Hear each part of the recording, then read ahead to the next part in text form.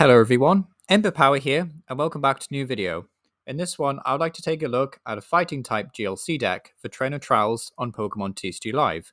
So as of recording this video, there's only 5 days left of GLC sadly, so there's a jolly good chance actually you'll be watching this after the format has ended, which I think is a bit of a shame, like not everyone has an abundance of time, like I can only imagine how hard it must be if you're a huge fan of trainer trials and you're also at school, like you've only got like five, well, I guess you have 5 nights a week, but also like 2 days of the weekend, like it's not really a lot of time.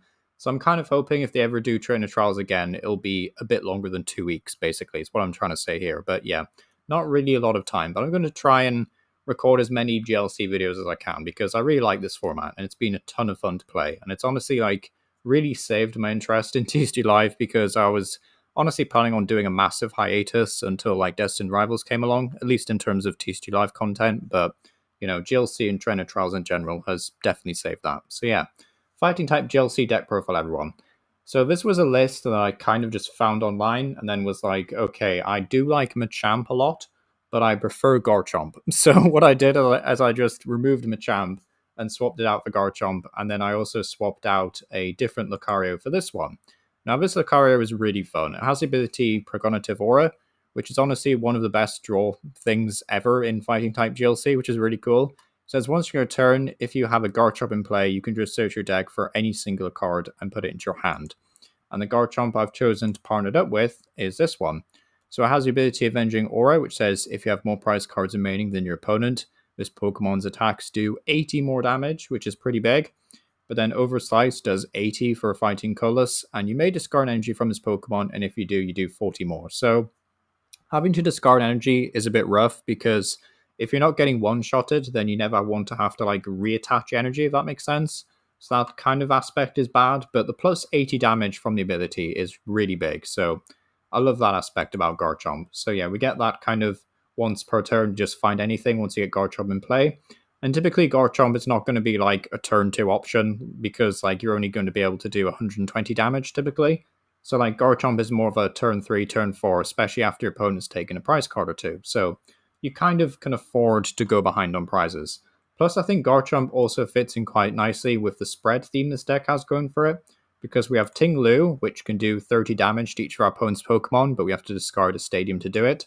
Then we also have Palossand, which is basically just Ting-Lu, but you don't have to discard a stadium because it's a stage 1, so it's kind of like slightly clunkier to set up. But yeah, that's just really useful because, of course, like Garchomp's not doing a ton of damage, but all of a sudden that 160 or 120 is a lot more threatening when you've been spreading 30 damage for a few turns prior. So, that kind of aspect, you're kind of chipping away at your opponent and then you're like surprising them with these big one KOs. I guess you also have Okidogi in here, which can, throw out 170 just casually. Also can have 230 HP. Like, I'm still not sold on Okidogi. I don't think it's super useful. Like, the energy, for example, we're running 7 fighting energy, 1 rainbow, which is how we're getting, like, the dark energy on Okidogi. But, like, in theory, you could also make room for, like, basic dark energy and Crispin and stuff, if you really wanted to. But yeah, that's also Okidogi. And then Bloodmoon's in here just because it has decent spread synergy and can be powered up in 1 turn. So just very strong in this format. Of course, it's terrible if you open with it, but that's just, Bloodmoon in general. Like it's terrible in standard if you open with it, so it's no different in GLC. But, still definitely like a good card and worth playing. And then to really round off the Pokemon, we have Buzzwole in here, which should need no introduction if you play through the Sun and Moon era. This card is pretty iconic, but does have the attack Sledgehammer, which does 30 damage, and if your opponent has exactly 4 prize cards remaining, it does 90 more. So 120 for a single energy is pretty solid for sure in this format. So quite a nice card for sure. Also, actually, I forgot to talk about the Flamigo, but yeah, Flamigo is like, I think Flamigo is kind of fun, like 20 damage and 20 more for each of your opponent's bench Pokemon. Like, it can be good, but you don't really have a lot of spare energy all the time. It's mainly here if you get like an advantage and you just want another attacker to set up in the background. But like typically Flamigo is not like super useful. It's also not like the worst starter in the world because it's like moderately tanky with 110 HP. So I do like Flamigo. It's just a bit of a silly option really. But yeah, we've also got some trainers in here. I'm not going to talk about every single trainers, but some standouts for sure are Karate Belt, which says if you have more prize cards remaining your opponent, then this Pokemon's attacks cost fighting less. So it does have really good synergy, of course, with that Garchomp. So, it's just basically designed for that Garchomp anyway. It's a great card. So great synergy there. Also have to run a lot of stadiums because of the nature of like Ting-Lu, but also fighting types do have really good stadiums. Like Brooklet Hill is a really good one, even though water types are popular. So something to bear in mind. Training court's pretty useful. And also my personal favorite stadium, and one of my favorites in GLC in general, is Martial Arts Dojo, which just increase your attack damage by plus 10, but also plus 40 if you're behind on prizes. Now, sadly, it won't modify Buzzwole because otherwise that would have been broken when these cards were legal in standard.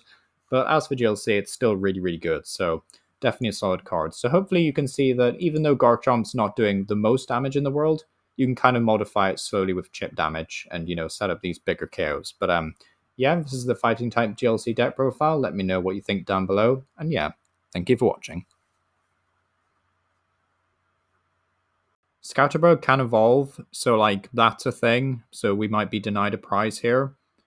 But at the same time, you know, they do attach energy to Sprigatito, and I'm not scared of Meowscarada. So I'm going to try this match. And I could Drayton here, which I think I probably just want to go Tate Liza, actually. Because I don't want to like Pokegear for Iono or anything like that. So we draw the Rosa again. We draw the Pokegear again, actually, which is funny. Training Court or Lake Acuity, actually. I think Lake Acuity will be fine. I think this is only basic fighting energy, though, right? Yeah, so we didn't get anything off that, actually. We didn't even get a Pokemon, which sucks. But I'll use Astonish. I mean, they already have a 3-card hand, which is pretty rough. Gardenia's Vigor. Okay, that's kind of cool. So a bit of disruption there. But, you know, every chance they just KO poor Sandygast here. It would be very sad, you know? It would be very sad.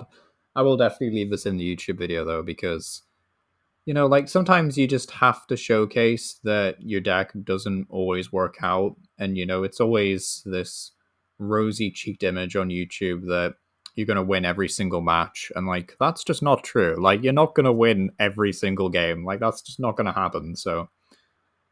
Okay, Nest Ball, thank goodness we're still in this game. So I will Nest Ball for, I think, probably just a Gible, actually. Buzzwole kind of makes sense. We will need Buzz. Flamigo is not weak to grass. Actually, Flamigo might not be bad shout here. I could get Flamigo. Although, I'll get Ting-Lu. Just because we have like Level Ball and stuff in deck, so it's a bit easier to find the other guys. I'll then Cynthia, and hopefully we don't draw the same cards again. That would kind of suck. Palossand, please. We got Drayton back. Okay. I would have loved a Palossand here. Like, we could have had a prize card at the very least. Ooh. Tricky. I think... Well, I mean, Okidogi doesn't have weakness, so I'll take Okidogi. So, yeah, we don't have a Dark Energy in deck, though. It's just Viridian. Probably put an energy down on Ting-Lu. I'm kind of breaking my own rule of thumb here because I usually always say, like, attach to the Pokemon that needs the 2 energy, but I think we'll be fine. Ah, sure, why not? I'll do this. I'll Pal Pad away. Get back some stuff. But I would love to actually see, you know, some evolution Pokemon. And hopefully, you know, Palossand eventually, but... Right, Astonish their hand down to nothing. So hopefully this is a good one. Assyrian Voltorb, not useful. So, like, that would have been cool if they'd opened with that, I guess, but not a thing. So, yeah, they get a Great Ball. Cool. If Sandygast could just live another turn, that would be good. Because I would like to put some pressure on my opponent. So there's a Thwackey, but they've got no basics with Festival Lead. 3rd Grass Energy, wow, okay. That's a bit of a commitment. I mean, we have Boss, but we literally have no way of, like, KOing that. Yep, I'll use Drayton. I could also just, like, Ting-Lu. Like, that's also an option. I'll definitely take Gible here, I think. Options. I think...